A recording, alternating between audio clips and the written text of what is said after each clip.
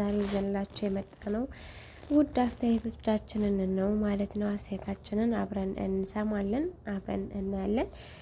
ለቤታችንም አዲስ የሆናችሁ ቤተሰብ የሆናችሁ አበረታቱን ማለት ነው። እንደተለመደው በራሳችን ስራ እስከምንመጣ ድረስ አበረታቱን።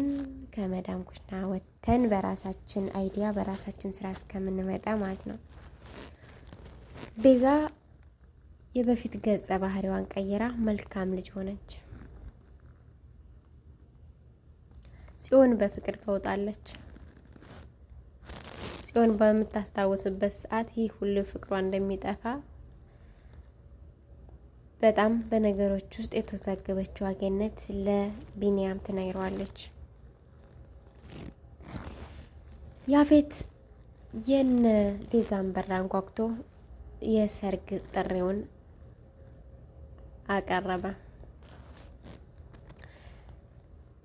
የሰርግ ጥሪውን በሚያቀርብበት ሰዓት ጽዮን እህቱ መታ አንተን ላይህም አልፈልግም፣ በጣም ነው የምጠላህ፣ ታስጠላኛለህ ስትለው የኔ ቆንጆ እኔ ደግሞ ወድሻለሁ የኔ ጽጌረዳ ይላታል። በጣም ይወዳታል። በነገራችን ላይ ጽዮንን ይወዳታል።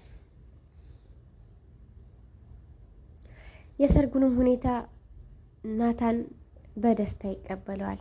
በውስጡ እያዘነ በፊቱ ፈገግታን እያሳየ ለጠላቱ አብሽር እመጣለሁኝ፣ ፈገግ ብለን እንድራችኋለን። አለመናደዱ ለያፌት ጥያቄ ሆኖበታል።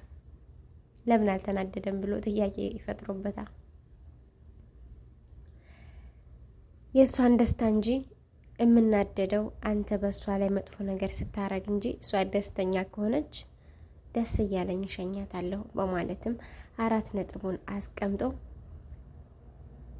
ወደ ቤት ገባ።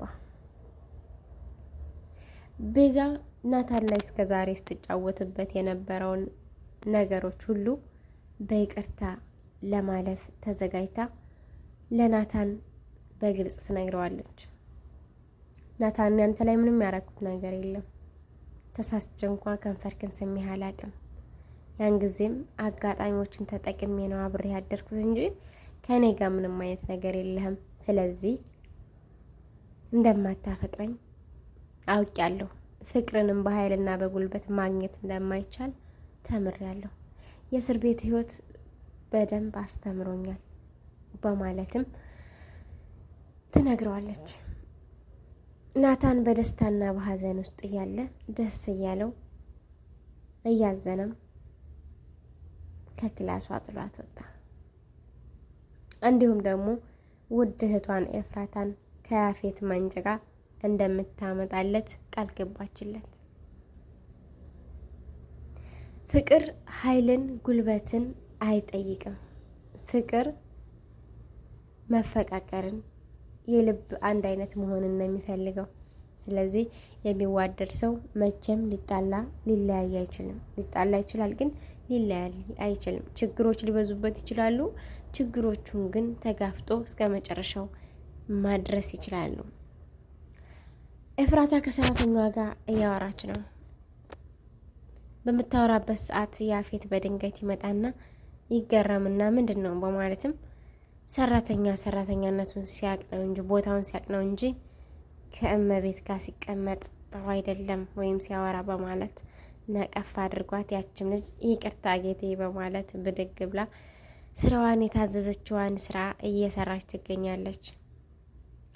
ኤፍራታ በፈገግታ የሰርጉን ሁኔታ እንደተቀበለችውና አንተ አታድርግ ብለህ አለማድረግ እንደማችል ስለማቅ ተቀብያለሁ ብላ በፈገግታ ስትነግረው ያው መጥፎ ሰዎች መጥፎ ባህሪን ስለሆነ የሚፈልጉት ተደናግጦ ምን እያሰብሽ ነው? ሰርጉን ለማበላሸት ብትሞክሪ ዋ በማለትም ስልኳን ነቅጧት ይሄዳል። ሰራተኛዋም መረጃዋን ትይዝና ወደ ስራዋ ትመለሳለች። ገነት ቢኒያምን ምክር ጣል እያረገችበት ነው። በኋላ ልጅቷ ካስታወሰች አንተም እንደ ናታንና እንደ ኤፉ እንዳትሰባበር በማለትም ምክር ትለግሰዋለች። እሱም በጥሞና ያዳምጣታል። የዳግም ጓደኛ የያፌት አክስት ልጅ በድራማው ውስጥ ብዙም ተወዳጅነትን አላገኘም። ሀረካቱ፣ ሁኔታው በጣም የወረደ ነው። ሊስተካከል የሚችል ነው።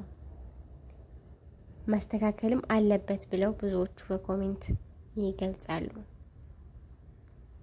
የቤዛ መለወጥ፣ የናታን ኤፉን አሳልፎ የመስጠት ሁኔታ በጣም ገራሚ ነው። ለፍቅሯና ለቤተሰቧ እየተዋጋች የተፋለመች ራሷን አሳልፋ የሰጠች ሴት ኤፍራታ ግን ማንም ያልተረዳት ሴት ናት። በዚህም ውስጥ ኤፍራታ በዚህም ውስጥ እንዳለች ማንም አልተረዳትም። እናቷም ልጄን እያለች እያነባች ነው። የዳግምም ጓደኛ ነገሮችን እያሰላሰላቸው ወይንም ነገሮችን እንደ ማስቲካው እያኘከ ይመስላል። ከነዚህ ነገሮችን ይዞ ሄዶ ያፌት ጋር ከያፌት ጋር ደግሞ ያፌትን እንዴት መበቀል እንዳለበት በማስቲካው ዙሪያ እየተናገረ ይመስላል። ለመሳቅ አይቻልም። እዚህ ጋር ሔዋን ራሷን አሳልፋ እንግዲህ ለመስጠት ሞክራለች። አልታገተችም፣ ግን ከመታገት አይቀርም። መጨረሻዋ ምን ይሆን? የሁላችንም ጉጉት ነው፣ የሁላችንም ተስፋ ነው። ሉሊት ነገርን እንደ ኳስ በደረቴ ለማድረግ የምትለዋ ሉሊት በፍጥነት ወደ ቤዛ ክፍል በመሄድ የኤፍራታን ሁኔታ ትጠይቃለች። ኤፍራታን ሊያገባት የሆነው ማን ነው በማለትም ትጠይቅና ኤፍራታ ገነት የት ናት? ገነት ከዚህ ቤት መውጣት የለባትም የት ናት ብትልም ገነት ከትላንት ጀምሮ ወጥታለች ከዚህ ቤት። ሁሉም ሰው አንድ ባንድ ጥሎኝ እየሄደ ነው።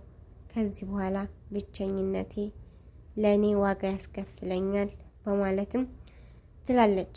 ናታንም ወንድም እንደሚሆንላትና አብሯት እንደሚሆን እስከ መጨረሻው እንደማይጠላትም ይነግራታል።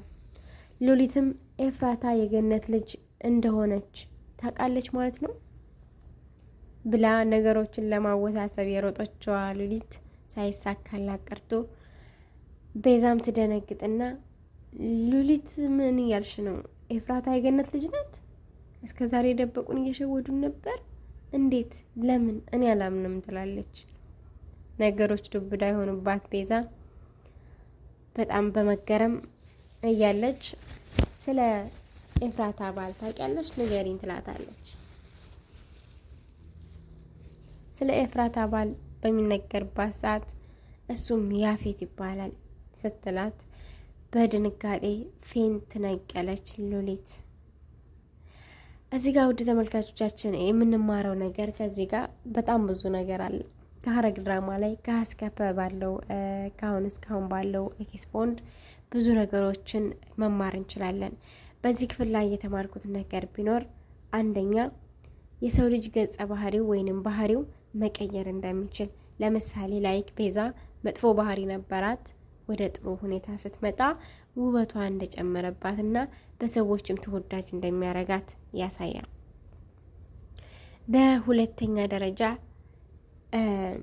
ሉሊት ነገሮችን ለማጣመድ ስሞክር ስለተቀደመች፣ በአራተኛም ደረጃ ለፍቅር ዋጋ መክፈልን ከኤፍራታ ለቤተሰቧና ለፍቅሯ ዋጋ እየከፈለች ያለች ኤፍራታን ከሷ ብዙ መማር እንችላለን። እንዲሁም ደግሞ እናትነት ስቃይ እንደሆነ፣ እናትነት ደስታ እንደሆነ፣ እናትነት በጣም ብዙ ነገሮችን የሚያስተናግድ እንደሆነ ተምረናል። እና በዚህ ውስጥ እኔ ተማርኳቸው በጣም ብዙ ነገሮች አሉ። ጥቂቶቹ እነዚህን ይመስላሉ። ለቤታችንም አዲስ የሆናችሁ ቤተሰብ የሆናችሁ አበረታቱን። መልካም ቀን መልካም ሁሉ ለሁላችን ያብዛለን።